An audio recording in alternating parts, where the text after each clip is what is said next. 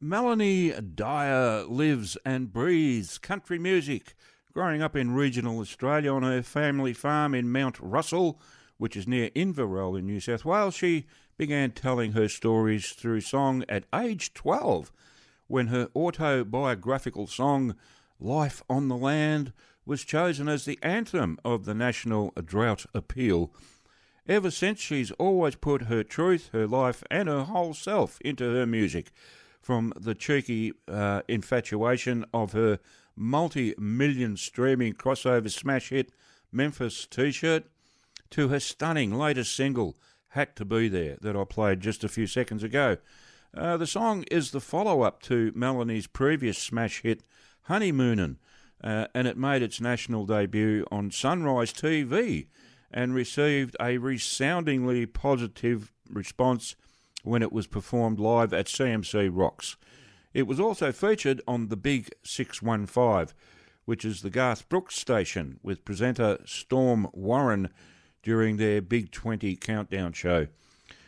Melanie's authentic blend of her farm girl roots with her dynamic stagecraft and hooky contemporary songwriting chops has led to her performing at the biggest country festivals around the world, from CMA Fest in Nashville to CMC Rocks in Australia, and many more.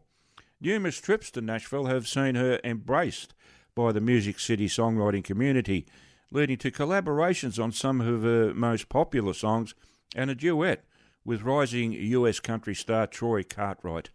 Her albums Fresh, that impressively featured Morgan Evans' penned title track and title. I'm having trouble reading my writing. Co-penned title track and Between You and Me have earned her Golden Guitar nominations and the APRA Professional Development Award, while Memphis T-shirt was played on Nova, SCA and Grants, as well as spending 6 weeks at number one on the Australian Country Hot 50 chart, and earned her an APRA nomination for Most Performed Country Work. An action-packed 2023 saw her rock festival stages around Australia, return to the US once again to perform and write, and release 3 hit standalone singles. Melanie has set the stage for this year to be her biggest one yet, as she gets set to return to the studio for her next record and relocate to Nashville for the next stage in a career already packed with milestones, including a nomination for the Female Artist of the Year Golden Guitar Award at this year's Tamworth Country Music Festival. Wow, that's a lot to get through. I last spoke with Melanie back in February of this year, and I'm truly delighted to have her again standing by on the phone, waiting to have another chat with me today. So let's bring her on air without any further ado. Hello, Melanie. How are you? I'm great. Thanks, Harry. How are you? I'm terrific. I'm absolutely wonderful. I'm glad I got through that intro. There's a lot of moving parts in that. That was a lot. I mean... Yeah, tell me about it. I mean... Fast forward 10 times. I've only had to read it. You had to live through it. It made me tired listening to it. Yeah, well, you got a lot of stuff under your belt. I'm envious, and I'm sure a lot of people are too. Anyway, look, welcome to the Country Club. It's great to have you on the show again, and congratulations on your Golden Guitar nomination. Well done on that one.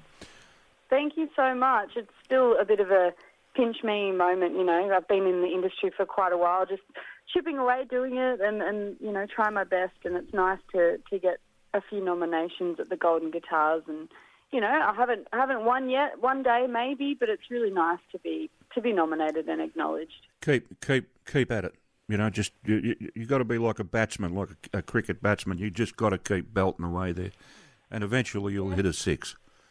Yeah, eventually. I mean, if you stick around long enough, it will happen. It has to. It simply has to. I can't believe it won't.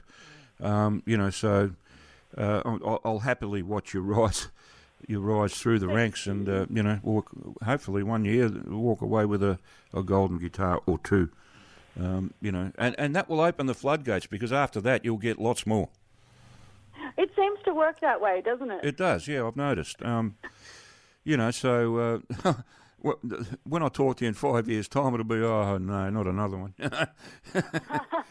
That's a good problem to have. Let's Yeah, like Drake Milligan's song, it's a great problem, but it's a problem, but it's a great one to have, yeah. Yes.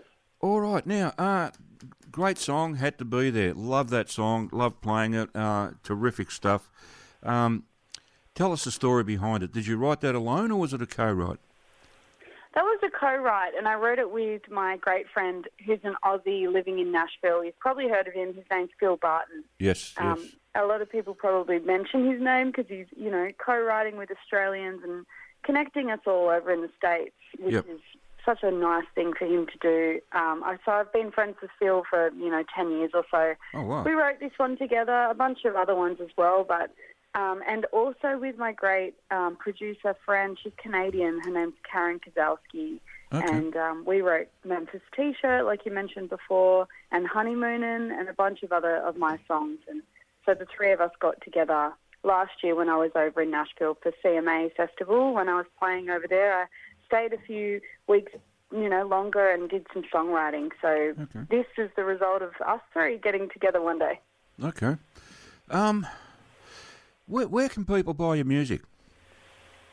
So you can buy it, mostly it's all digital now. If people still have CD players and they want a physical copy, I sell them on my website, melaniedyer.com.au.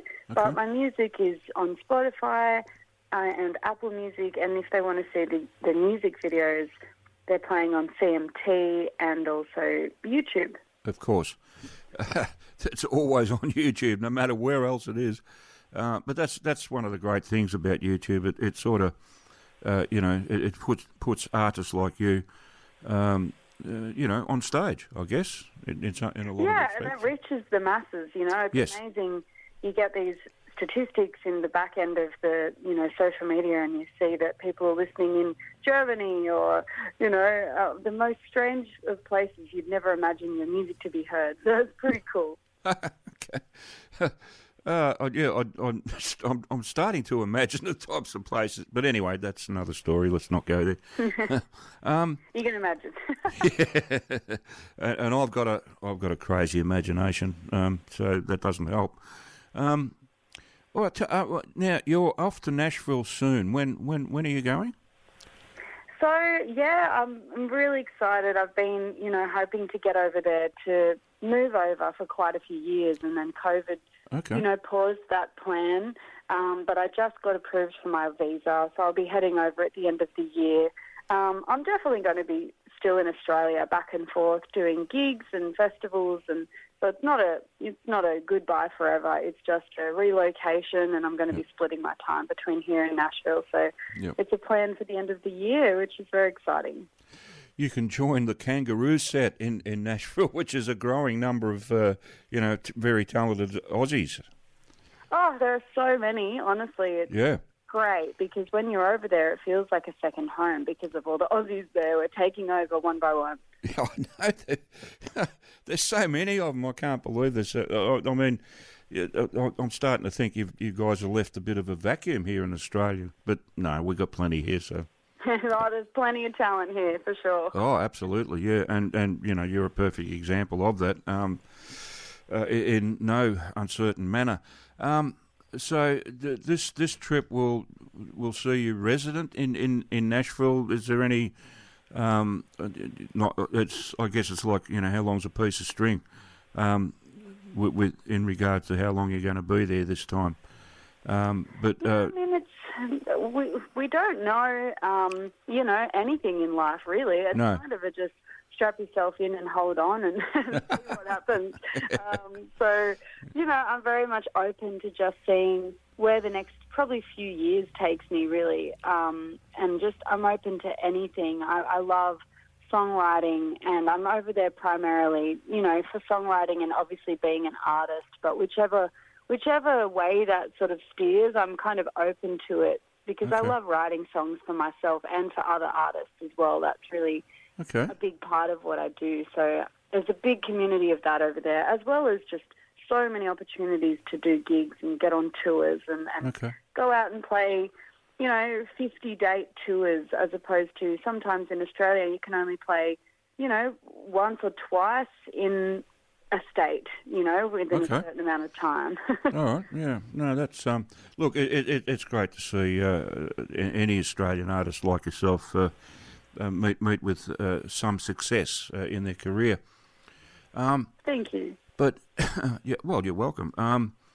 But look, I'll tell you, from a practical point of view, being a pragmatist myself, I have to wonder when I talk to artists like yourself who are going over to Nashville and, they're planning to, stay there for a while and so forth.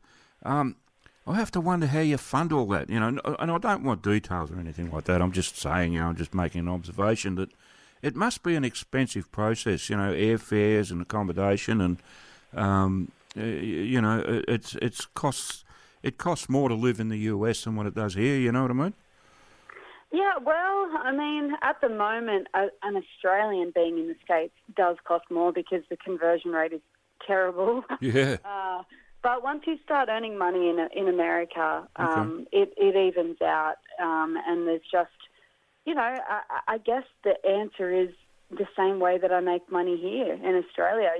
Doing this, doing gigs and playing. There's a lot of showcases and songwriter rounds over there as well, which I hope to be a part of. But it's through hard work and just doing the grind and writing songs does generate trickles income as well through radio and live performance returns and all that kind of thing. But look, if that fails, I can walk a dog or yeah, right, yeah, okay, make coffees. Yeah, okay. It's like any Aussie that's battling at the moment. I think the whole world is just at the moment really try to make ends meet and make it work. It's just a really expensive time to be alive, I think, in general. Yeah. Well, you got to pay your dues, don't you? And, That's it. And I can sing for my supper at the end of the day. Yeah, well, yeah, that's... people got to have a roof over their head, they've got to have food on the table, and they've got to have clothes on their back. I mean, you don't get through life without those, That's it. So... But look, it's great to see you, making a success of something that you love doing. And, I wish you every... Thank you. Yeah, it's you keep going. Another short answer to going over there and how am I going to make it work is putting in some more hard yards before I go. We just announced a tour for the single Had to Be There, so we're going to be hitting the road August, September, October. So, that every ticket sale helps. Trying to save as much money to get over there and more importantly, get back to do shows, when we are over there. Yeah. So, just doing the gigs and they're on sale now. So if anyone does want to come to a show, head to my website or my social media and they're all on sale now. And I can't wait to get back out on the road and play, one last run for now, I guess, until we come back again. Okay. Yeah, that makes sense. What was I going to ask you? Anyway, it doesn't matter. Now, I'm just curious because you mentioned earlier that, you've been doing this for a while. And I'm just wondering because, I look at your photos, I listen to your voice, and you sound so young and you look so young, And it's hard to imagine that you've got 10, 20 years under your belt, but I don't think you've got that much. But how long have you been at, playing music and performing and so forth? Well, I've got to say, I started so young. I started when I was about 12, and I'd say kind of professionally, to be honest, because I did gig and go to festivals, and I was on a lot of festivals growing up, and I had my first song cuts when I was young. I had my songs playing on TV and things like that, and performances, I guess, on TV and things like that. So I started when I was about 12, but I professionally released my first EP when I signed my first record deal when I was 18, and released my first EP under that label, I think, at 20 maybe. So I want to say, it's been 10 years professionally, having songs on the radio and being, on doing my own gigs, I guess, ticketed sort of gigs. But if you count the 10 years before that of development and when I first started writing music, you could say I've been doing it for 15, 20 years, I guess. Wow. So a big part of my life. All right, so what, you're like 50 years old now? Nope, I just started very young. My age of 30. Yeah, I was only joking. I know you're not 50. You don't even look it. Look, I feel it some days. Join the club. Hey, 50's the new 40, and 40's the new 30, and we're aging backwards, I believe. Well, so they say, but I've got to tell you that's not always the case. But anyway, so this that's what I wanted to mention earlier. This tour that you're doing in Australia, will you be coming to Victoria or Melbourne at all? Yes, for the first time, and I'm very, very excited because I've been, getting people comment on my social media over the years on Facebook. When are you coming to Victoria? When are you going to visit us? So I'm very excited. We're playing the Mantra Studio in Yarraville and the Nuji Hotel in Nuji, so Nuji Pub. So 2 shows in Victoria, and I'm really excited to dip my toes in down there and finally get down to play for people that have been, trying to get me down there for a while. It's an expensive thing sometimes, to go and you got to get yourself there and hope that people will show up. So we will. Hope that you guys do. Oh, look, it's Melbourne. You put the gig on, we'll be there. There's no doubt about it. I love it. Good. I'm excited to see everyone. We love our live music down here. I don't know about anywhere else, but you put on a good show down here, and the crowd will be there. Don't you worry. Sorry, I missed that. Yeah, I'll guarantee it. But where in Yarraville is this? Because I think I know it. What's the name of the record? It's called the Mantra Studio. So of course, yes, I know it well. Yeah, the long and short of it, David Baird and Patsy Toop, I think worked there a lot. They're a great duo. You'll love it. It's a terrific venue. They've got a beautiful stage, great equipment. Yeah, it's terrific. So, will you be performing there or just recording? Yep, yeah. I'm doing had to be the headline show. So it's my headline show. Okay. I'm going to have a support artist that I'm announcing soon. So. All right. Yeah, it's a hour and a half of me on stage and a support artist opening the show too. So it's a good couple of hours of country music, and it's on sale now. So I'm really excited to get down and visit more of Victoria and meet people. So it's very, very pumped. It's right across the road from a bikie clubhouse. Oh, well, we might convert some of them to some country music. I'm sure you will. Back when I was playing in a band, we used to do a lot of work for these guys. They're called the Bros. Great guys, so we used to love working for them. But anyway, that's another story for another day. Look, unfortunately, I've wasted a lot of time here, but we're out of time. So I need to sign off, unfortunately. I'd love to keep talking with you, but... well, we can chat again next time when I get down to Melbourne. Hopefully, see you at a show. Well, now that I know you'll be performing at Mantra, I'm going to clear the decks on my calendar and see if I can't get there.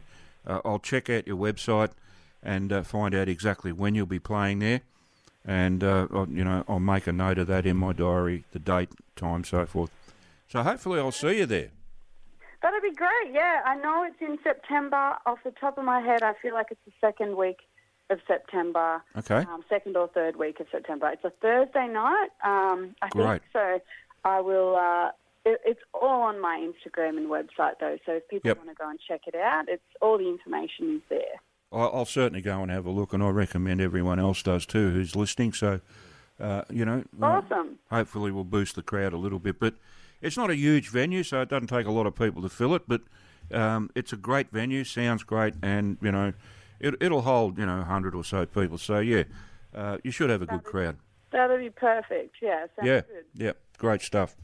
All right, hopefully I'll see you there. So, looking forward to that. And for now, I wish you all the best. And have a great trip to Nashville when you leave, and have a great time there. And I hope everything goes the way you plan it, and that you'll meet with all the success you deserve. Thank you so much. I appreciate it. Thanks for having a chat. And thank you for taking the time to have a chat with me. No worries. See ya. Okay, bye-bye.